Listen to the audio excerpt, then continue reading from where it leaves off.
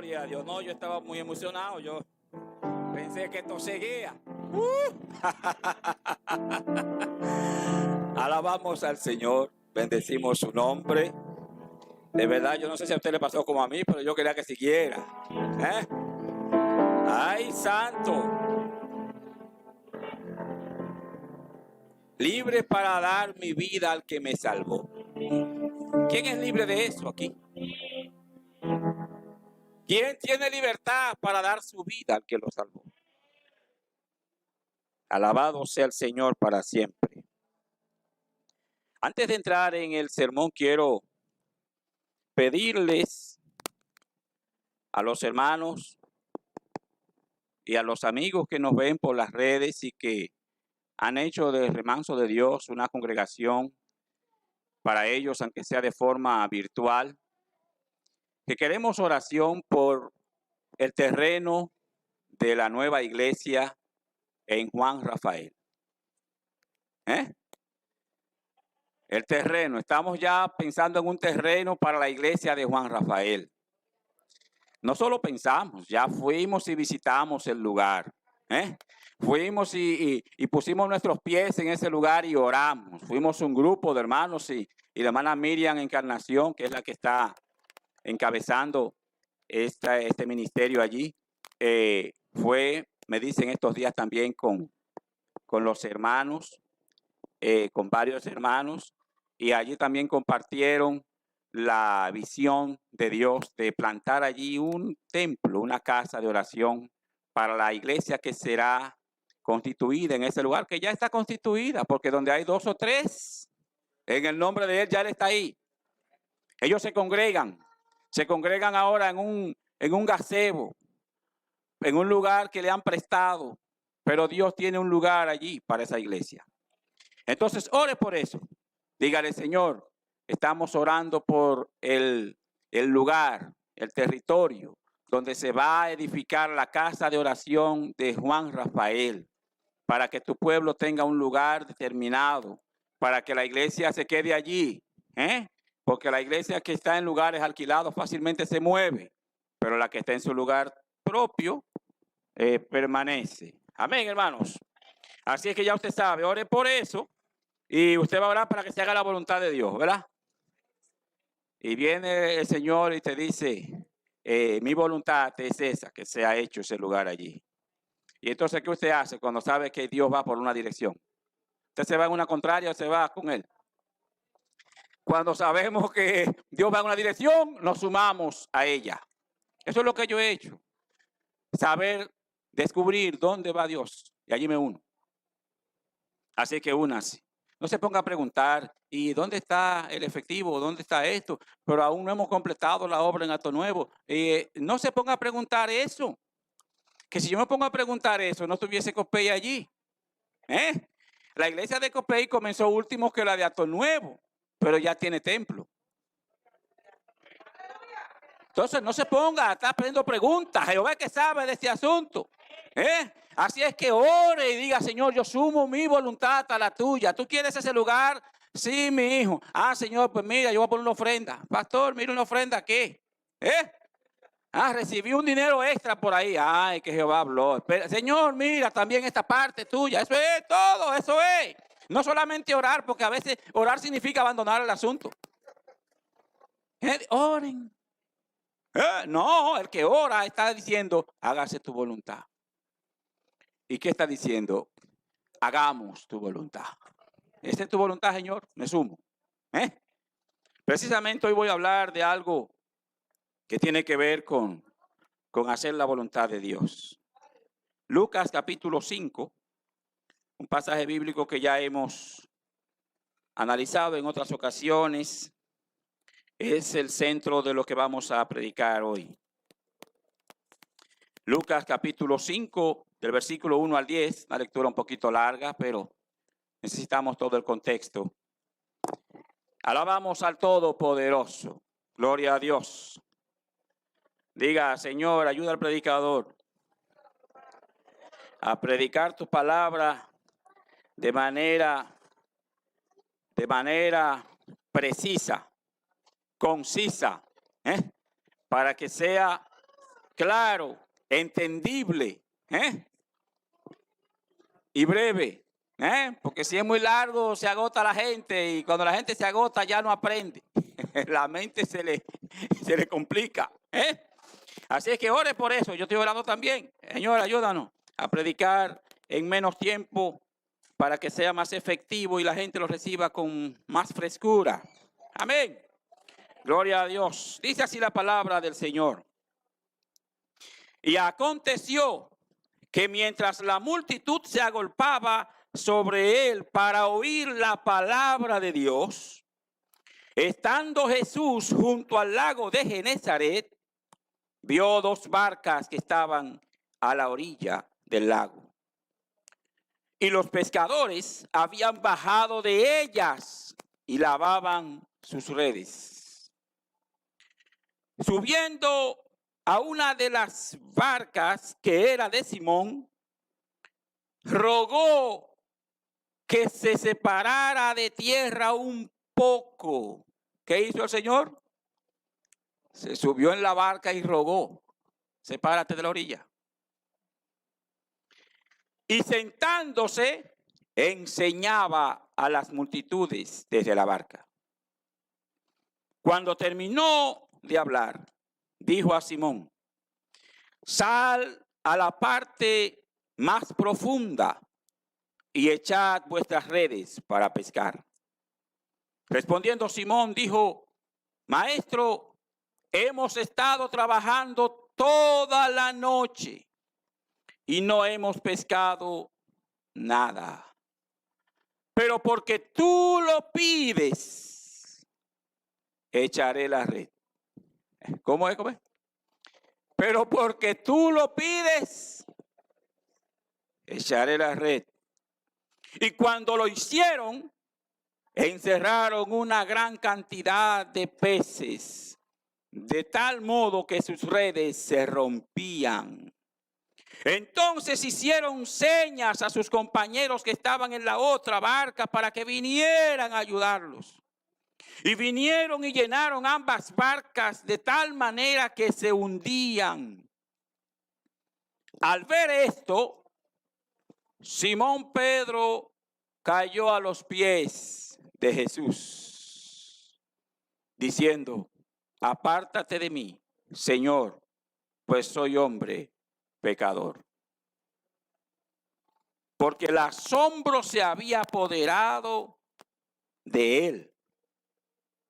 Dice la otra versión: estaban sobrecogidos de asombro, y de todos sus compañeros, por la redada de peces que habían logrado. Y lo mismo le sucedió también a Jacobo y a Juan, hijos de Zebedeo, que eran socios de Simón. Y Jesús dijo a Simón: no temas, desde ahora serás pescador de hombres. El Señor le dijo en la otra versión, ¿verdad? Sígueme. Desde ahora te convertiré en pescador de hombres. Yo quiero hablar hoy de lo extraordinario es ser usado por Dios. Lo extraordinario es ser usado por Dios. ¿Qué es lo extraordinario? ¿Cómo se define eso? El diccionario de la Real Academia define extraordinario como lo que no es común. ¿Cómo es? Lo que no es común, lo que se sale del montón, aquello que trasciende, aquello que no lo hace cualquiera, lo hacen unos cuantos excelentes, muy esforzados, muy disciplinados, muy enfocados. Para el mundo lo extraordinario es eso, lo que no es común. ¿Y sabe usted que lo más común es lo común? Yo entendí ese término por primera vez estando en la universidad, hace ya muchos años. Un maestro dijo, frente a una aula, casi 40 estudiantes, dijo: de ustedes, la gran mayoría saldrán con un título de acá y serán parte del montón. Wow. Dice, solo unos cuantos trascenderán. Y él lo decía eso para motivarnos. Dice, esfuércese para que usted no quede en el montón. Pero hay una anécdota que tiene una enseñanza sobre el valor de esforzarse a salir del montón. Que habla de que no importa lo que seas, no importa lo que hagas, hazlo mejor. Dice, procura hacer lo mejor en lo que haces. No importa si tú eres carbonero, haz el mejor carbón. No importa si tú haces empanadas, haz las mejores empanadas. No importa lo que tú hagas, procura ser el mejor en eso y saldrás del montón. Aprendí con eso que la carrera no importa cuántos hay en ella. Voy a la universidad, pero no quiero estudiar tal carrera porque hay tanto de eso que se encuentran a 2 por chele. Sí, pero en esa misma carrera que se encuentran muchos a 2 por chele, tú puedes ser extraordinario. No importa cuántos hay en ella, lo importante es que tú salgas del montón. Desde ese tiempo tengo eso en mi cerebro y procuro ser, ¿verdad? Salir del montón. Pero en Dios las cosas son diferentes. Mire qué interesante. ¿Sabe lo que dice la Biblia sobre la iglesia? Primera de Pedro, capítulo 2, verso 9, dice, mas vosotros sois linaje escogido. Un linaje escogido es una descendencia escogida. Es una simiente escogida. Dios escogió su simiente. Dios escogió su linaje. Pero si usted no lo entiende muy bien, él sigue ampliando y dice, ustedes son real sacerdocio. Un sacerdocio real, pudiera hablar de un sacerdocio que viene de la realeza. Pero no solamente eso, pudiéramos decir que lo que el Señor está hablando allí es que somos el sacerdocio que Él estableció, el de a verdad. El de a de veras. Cualquiera se engancha a sacerdote o a ministro, pero solamente aquel que Dios constituyó, ese es el que se para en la presencia de Dios y ministra con toda la gracia, la unción y la santificación que Dios ha dado. ¿Se acuerdan de Usías con su incensario? El rey que había sido tan bueno. Aquel sermón que predicamos el 11 de abril, que hablaba del sacrificio de Dios. Un buen rey, pero no era sacerdote. Un buen rey, pero no tenía derecho a pararse delante de Jehová como un incensario en el templo y adorar a Jehová. Pero tú y yo podemos. Tú y yo podemos porque Él nos santificó. La iglesia es ese linaje escogido, ese real sacerdocio, dice, y esa nación santa. Alabado sea Dios. Alabado sea Dios. Y se lo cree la iglesia. Se lo cree la iglesia. La nación santa. Una nación santa, escogida, apartada, santificada por el Espíritu, llena del Espíritu de Dios. ¿Sabe qué significa llena del Espíritu de Dios? Que ese creyente está lleno de todos los dones preciosos del Espíritu. ¿Y eso para qué? Dice el versículo, para anunciar las virtudes de Él. ¿Qué es lo que debe anunciar un cristiano con su vida, con todo lo que Él es? Las virtudes de un Dios excelente. Pero qué pena, porque la mayoría se conforma con ser común, ordinario, sin trascendencia.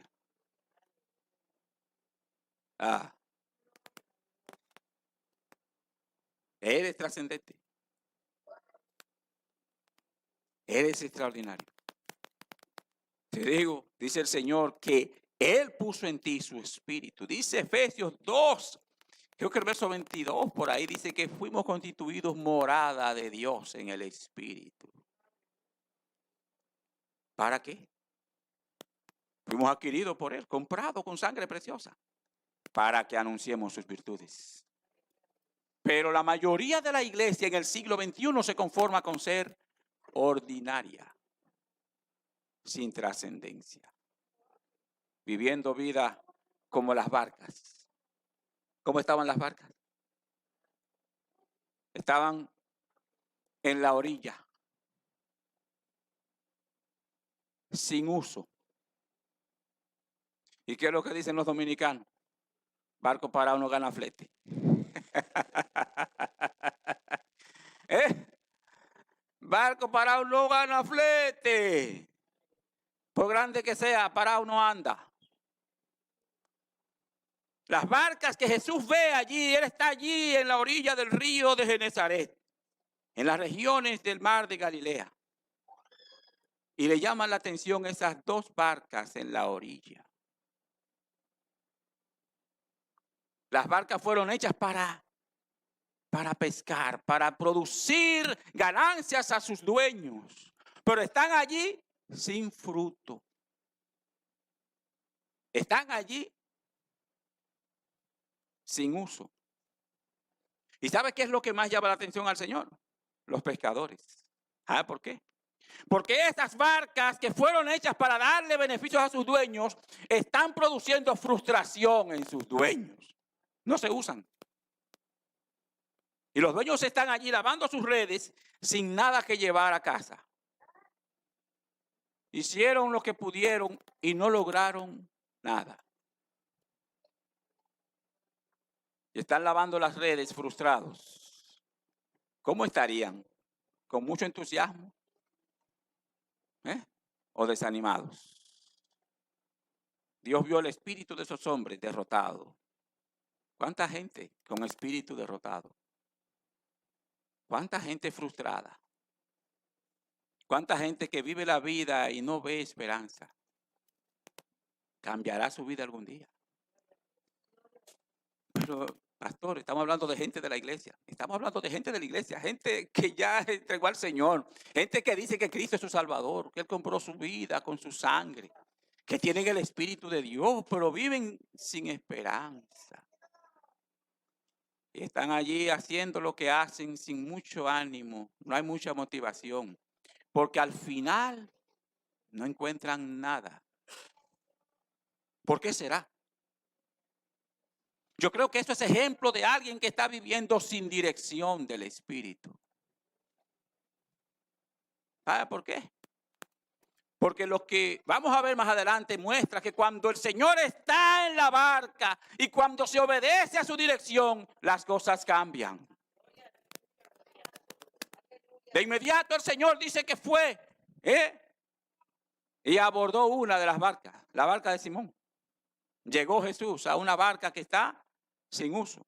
Pero hasta que llegó Jesús, llegó Jesús a la barca que está en la orilla, pero desde que llegó le dijo al dueño de la barca, le dijo, te ruego que la alejes de la orilla. ¿Qué es la orilla? La orilla es el lugar donde están aquellos espectadores mirando lo que está pasando. Ellos no hacen nada más que mirar. ¿Verdad? Y el que mucho mira tiene mucho de qué hablar. Esos son los que más critican. Esos son los que encuentran falta en todo el mundo. Están ociosos. Solamente están mirando todo lo que pasa. Y yo les digo, mire, una frase que a mí, eso me aniquila. Viendo la vida pasar. Wow. ¿Y por qué me aniquila? Porque alguien dijo que el que mata el tiempo es un asesino. Está matando la vida. Viendo la vida pasar frente a ellos. No hacen nada. Entonces, aquí está. Llegó Jesús. Y cuando llegó le dijo, apártate de la orilla un poco. Y ahora la barca ya no está parada sobre la arena, ahora está moviéndose en el agua. Y desde allí el Señor comienza entonces a hacer algo extraordinario. Mire cómo cambia la vida y debe cambiar la vida de alguien. No importa que estuviese estacionado así, sin sentido. Llegó Jesús a su vida y debe moverse el Señor en ella. Ahora está la barca moviéndose en las aguas y el Señor está allí hablando la palabra de vida a la multitud. Y seguro que muchos fueron salvos. Y cuando se inscribió la historia de esos salvados allá en la presencia de Dios, allá se puso ahí en la historia, fueron salvos desde la barca de Simón, que consta en acta, magistrado. Esa barca que estaba sin uso en la orilla, ahora ha dado un fruto para la eternidad. El Rey de Reyes y Señor de Señores entró en ella y ahora predicó la palabra desde ahí y almas fueron salvas. Préstale tu barca al Señor. Préstale tu barca al Señor, préstale tu vida. Permite que Él a través de ti comience a ministrar a la gente a su necesidad. Eso dice primera de Pedro 2:1, ¿verdad? Dice, para anunciar las virtudes. Una vida cristiana sin fruto es una vida sin dirección de Dios. Es una vida sin uso de Dios. Dios no te está usando. No estás dando fruto. Dios no te está usando. ¿Y sabe qué significa eso? Que no importa lo que tú estés haciendo. Tú eres ordinario y común, más de lo que supones. Aunque el mundo entero te aplauda, eres ordinario y más común de lo que supones. Porque el Dios que te hizo para Él, para su gloria, no te ha podido usar. Qué terrible. Qué terrible, hermano. Lo extraordinario es ser usado por Dios. ¿Qué es lo extraordinario para ti? Ser usado por Dios.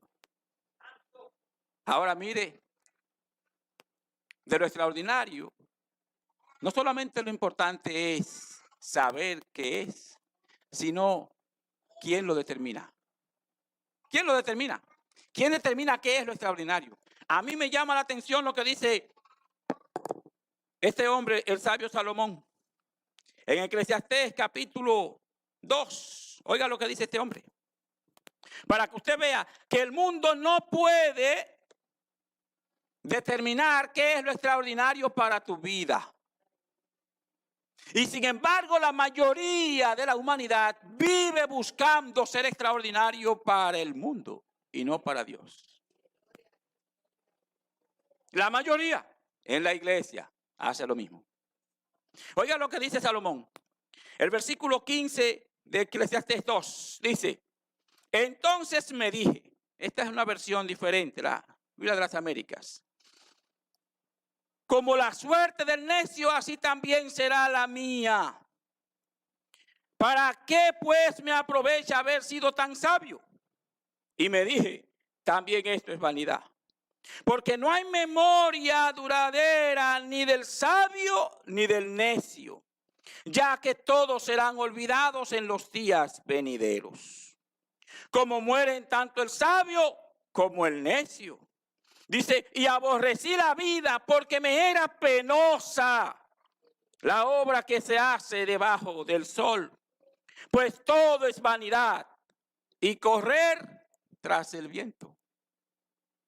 Asimismo aborrecí todo el fruto de mi trabajo con que me había afanado bajo el sol, el cual tendré que dejar al hombre que vendrá después de mí. Wow, oiga la pregunta. ¿Y quién sabe si será sabio o necio? Sin embargo, él tendrá dominio sobre todo el fruto de mi trabajo con que me afané, obrando sabiamente bajo el sol. También esto es vanidad. Por tanto, me desesperé en gran manera por todo el fruto de mi trabajo con que me había afanado bajo el sol. ¿Qué está diciendo este hombre? Que de qué vale hacer cosas excelentes si no hay quien las valore.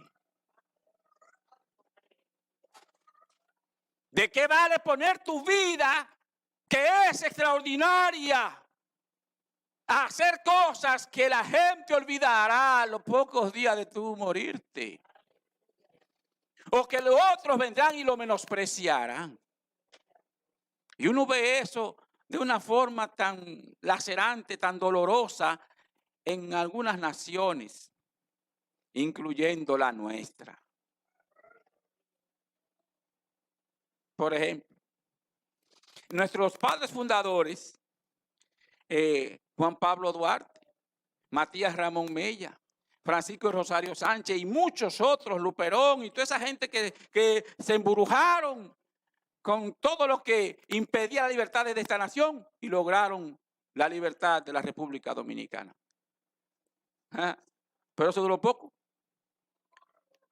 A los pocos meses prácticamente vino otro, Pedro Santana, y esclavizó la nación. Entonces se la vendió a España.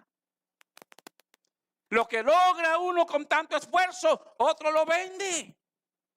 Y después de Pedro Santana vino Buenaventura Báez. Y hasta le estaba vendiendo la República a Estados Unidos. Que no nos compraron porque alguien se opuso. Había un conflicto de intereses allí y no se logró. Pero si no, también hubiesen estado vendidos allá y muchos estuviéramos celebrando lo que está ahora de que, hello, brother,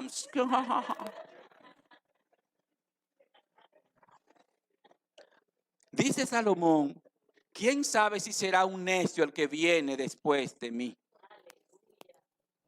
¿Qué está diciendo él? Que lo extraordinario que puedes hacer con tu vida, si lo haces para el dueño equivocado, puede ser que a los pocos meses o años de tú haber partido de esta tierra, primero ya lo hayan olvidado. Segundo, vino alguien necio y lo menospreció. Dice Cristo que cuando se le tiran las perlas a los cerdos pisotean las perlas y devoran al que les tiró las perlas. Esto yo una expresión que es muy famosa aquí hace unos años, decía ahí que, ¿sabes para quién trabajas? ¿Sabes para quién estás viviendo tu vida? Eso es lo que dice Salomón.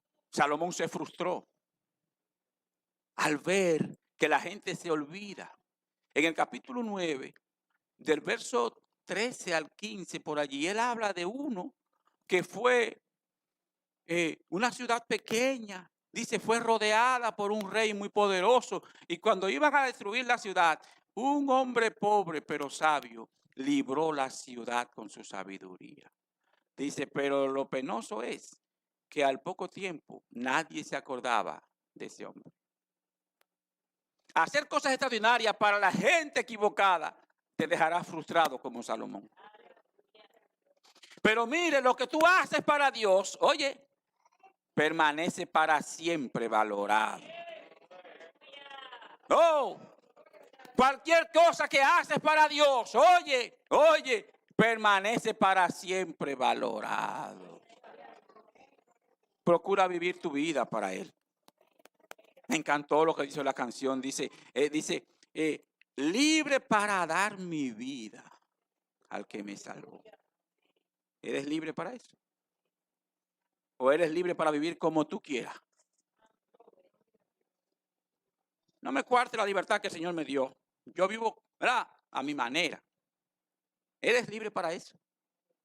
Para lo que Dios te libertó es para que le entregues tu vida. Cristo lo dice, aquel que no es capaz de negarse a sí mismo no me puede seguir a mí. Y Pablo, óigame, en estos días leí un verso que me trabajó el alma.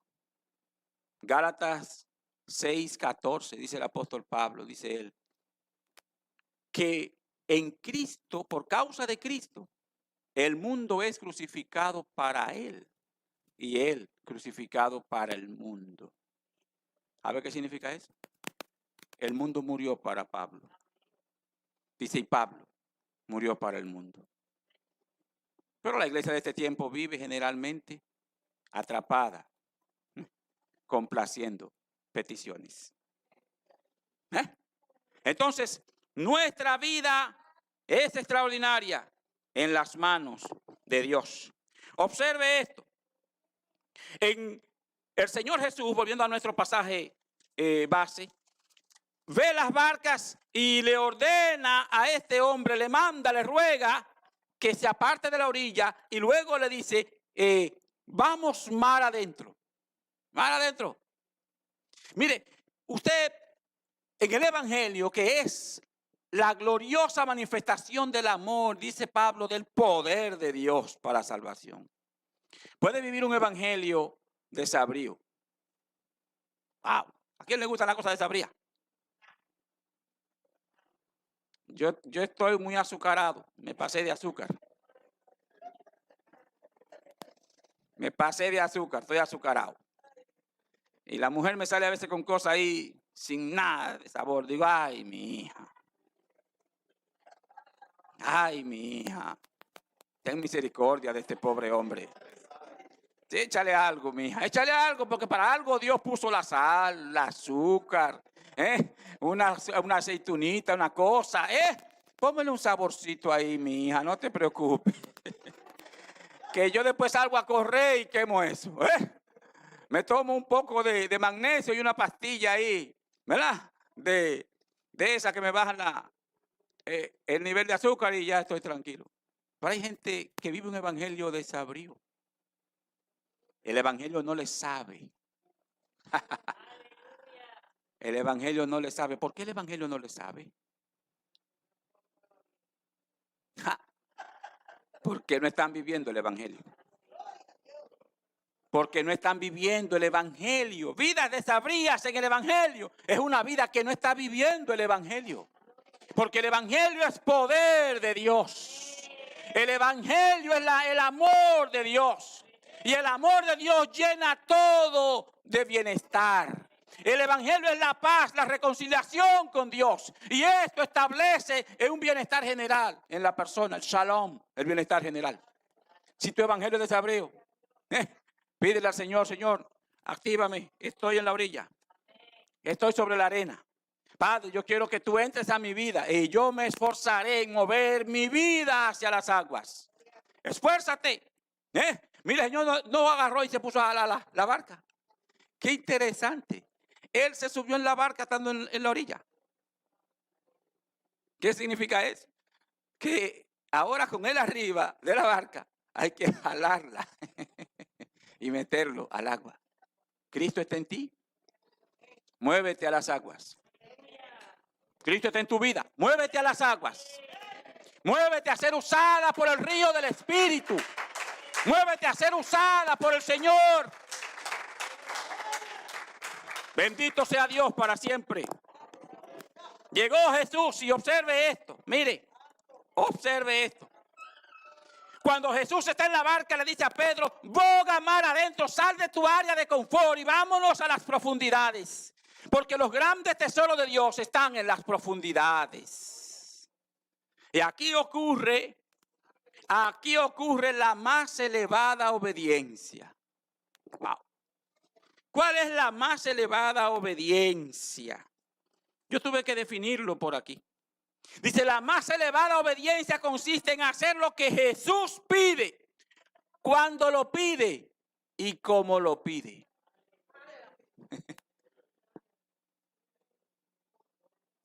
No es como a mí me parezca, es como Él lo establece. Aprendí esa lección hace algunos años, 2007. En una universidad estaba estudiando teología. Y allí comenzó un maestro a darnos, un americano, a darnos el tema de, la materia se llama adoración. Una materia se llama adoración. Y él tomó el libro de Éxodo y comenzó a enseñar el asunto. Mire a ver, póngamele a ese hombre un caramelito para que se entretenga. Mire bien. Y eso, mire, él decía, observen a usted el Dios al que usted dice que le sirve. Mire, cuando fue a constituir el tabernáculo, le dijo a Moisés, tomarás madera de tal tipo y la afinarás de tal manera, tendrá tal tamaño, tal diámetro, también usarás tela, de tal color, pedazos de tal tamaño. Óyeme, y harás y las vas a unir una con otra de tal y tal forma. Y tú vas a dividir el tabernáculo en dos áreas. Y en tal área habrá esto, aquello y lo otro. Y esto se construirá de esta y de esta y de esta manera, con todas las especificaciones. Y él decía, ¿sabe qué significa eso? Que la adoración, la manera como se debe adorar a Dios, la determina Dios, no el hombre. No, hombre, usted va a cualquier iglesia, donde quiera que se hable de Dios, está bien. No, lo importante es que tú creas en Dios. Sin embargo, Dios dice, mire, todo en un orden allí. El que quiere ser adorador debe esforzarse por hacerlo como Dios manda. Y sabe que la adoración se define como el todo en nuestra vida. Estamos quemados ahí porque todo lo que hacemos debe adorar a Dios. Bendito sea Dios para siempre. Entonces, salir del área de confort, salir del área donde a mí me acoteja, donde a mí me acomoda, donde yo me siento bien. Es así que me siento bien. Pastor, ¿usted no lo entiende? ¿Qué es así que yo me siento bien? Bueno, si tú te estás complaciendo a ti mismo, ¿sabe qué dijo el apóstol Pablo? Que ni siquiera Cristo se complació a sí mismo.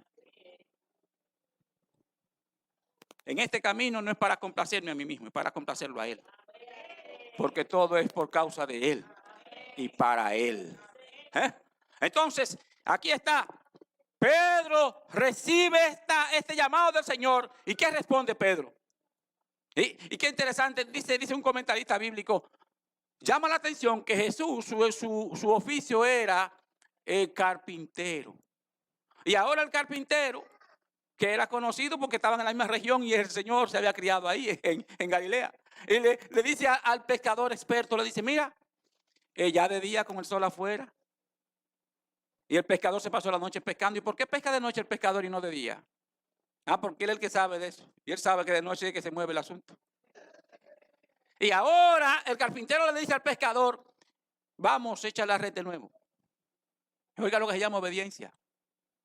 Y Pedro dijo, Señor, aunque me pasé toda la noche pescando y no pesqué nada, es como decirle, Señor, en la hora buena,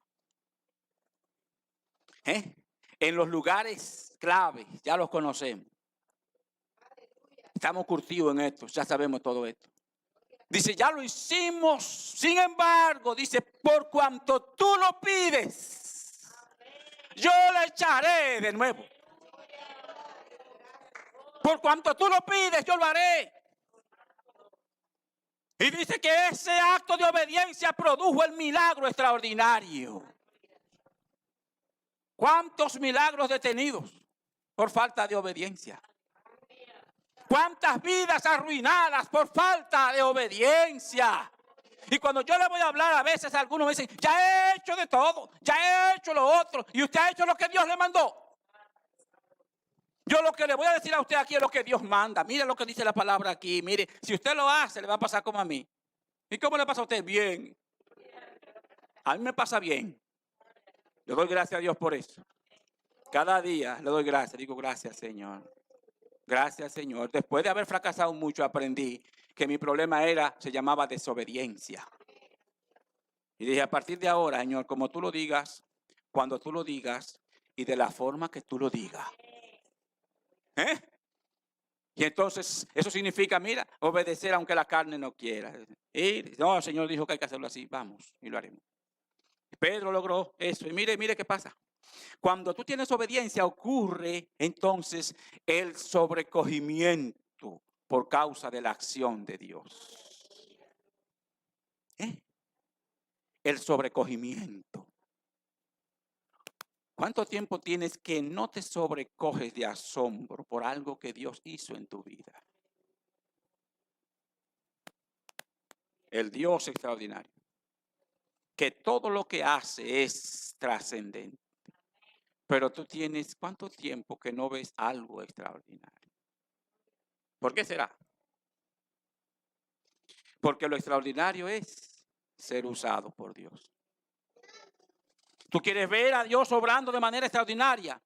Ponte al servicio de Dios. Ponte a hacer, y mire, óigame esto. Ya con esto vamos a terminar. A ver si el pastor puede terminar temprano. Oiga esto. ¿Qué es lo extraordinario? Ni siquiera es hacer grandes cosas. Es interesante. A mí me llamó la atención eso. Digo, wow. Lo extraordinario no es que tú... exacto, que es una cosa, wow. Mire, un líder que nos ha sido de mucha ayuda, ¿verdad? Haggai. Dice Haggai, ya está en la presencia de Dios. Dice, proponte hacer algo tan grande que estés condenado al fracaso si Dios no está en ello.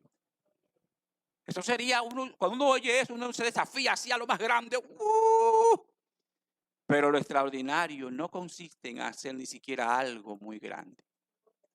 Lo extraordinario consiste en hacer algo siendo usado por Dios. Lo extraordinario consiste en hacer algo en obediencia a Dios. Aunque sea lo más pequeño, lo más insignificante que tú hagas, por cuanto lo hiciste obedeciendo a Dios, eso es extraordinario. Y le voy a dar un testimonio. Lo extraordinario es lo que tú haces que da gloria a Dios. Que la gente cuando lo hiciste, dio gloria a Dios. Y la mayoría de nosotros ha hecho algo así en algún momento. Pero estamos llamados a hacer eso, mire, constantemente. Porque estamos llamados a obedecer a Dios permanentemente. Hace unos años, cuando íbamos a fundar la iglesia en Copey, después que conseguimos el local de Copey, no teníamos piano. Y Abraham recibió un piano de regalo.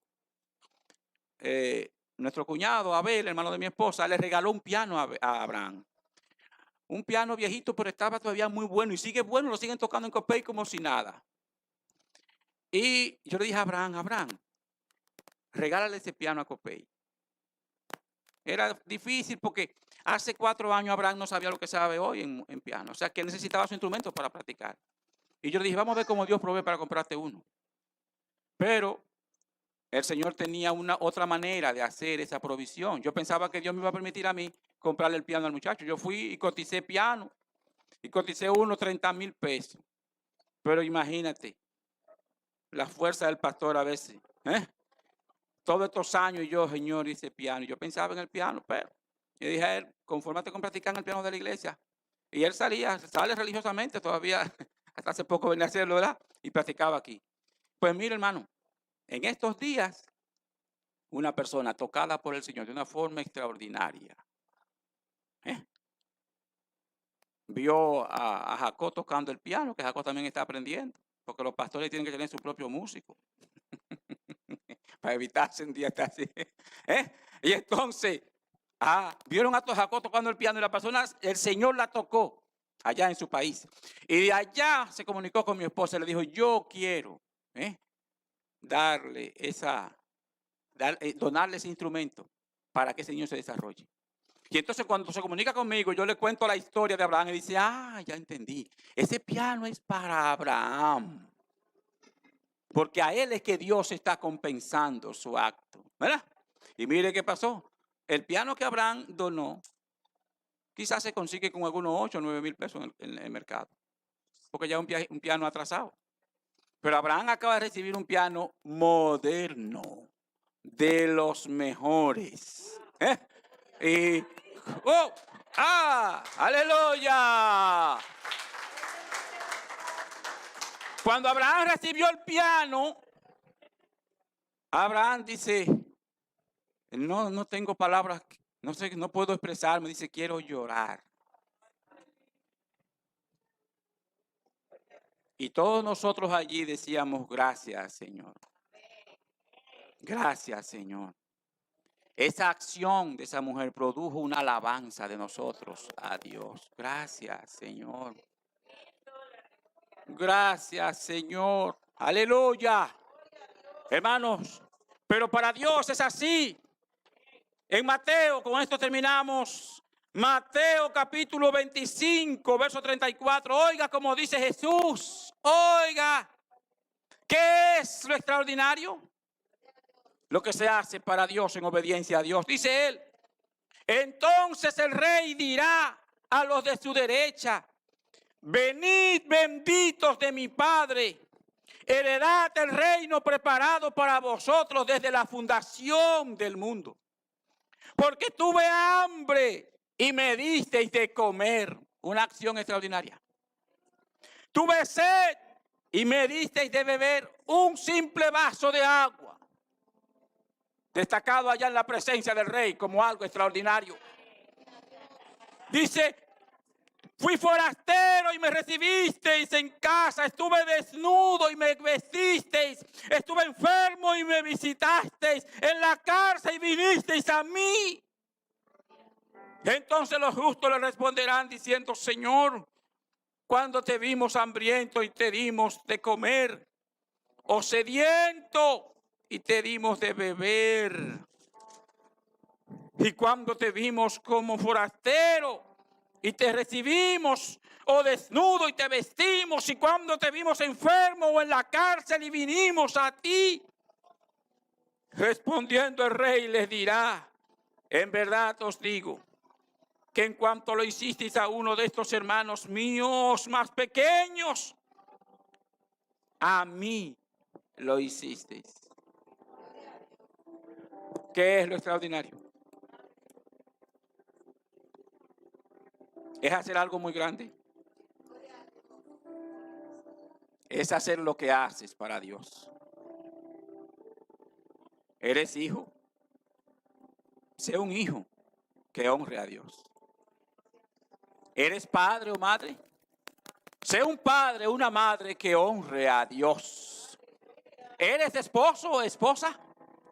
Sélo para la gloria de Dios. Dice: todo lo que hagáis, sea de palabra o de hecho, hacedlo como para el Señor. Lo que haces con tu vida, hazlo para la gloria del Señor. Procura que lo que tú haces con tu vida, la gente dé gloria a Dios y diga: bendito sea Dios.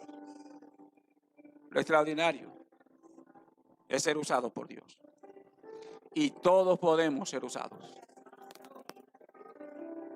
Todos podemos ser usados. Para eso fuimos dotados. La iglesia puede ser usada por Dios. Cada creyente puede ser usado por Dios. Póngase de pie, por favor, y vamos a orar.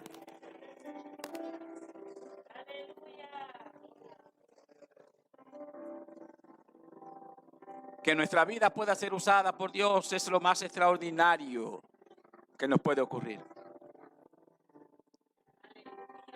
Que nuestra vida pueda ser un instrumento del Espíritu es lo más significante que puede haber en nosotros. Y sabe que para eso solamente Dios necesita que tú digas: porque tú lo pides, lo haré. Porque tú lo pides, lo haré. Amigos míos que están en las redes, la obediencia a ese mandato del Señor es la más elevada obediencia cuando se obedece porque Él lo manda. Cuando Él lo manda y de la forma que Él manda. Que Dios te ayude y que Dios nos ayude. Vamos a orar. Padre, gracias. Gracias por el honor, gracias por el privilegio. Gracias, Señor, por la oportunidad gloriosa de que nuestras vidas trasciendan como dice tu palabra. Pedro y sus compañeros se sobrecogieron de asombro por la obra gloriosa tuya en ellos. Pero el Señor los sacó de inmediato de lo común y ordinario y les dijo: ahora lo que harán trascenderá hasta la eternidad. Eso es una vida en las manos del Señor. Trasciende hacia la eternidad. Dispón tu vida para trascender para la eternidad. No importa lo que hagas, hazlo para Dios.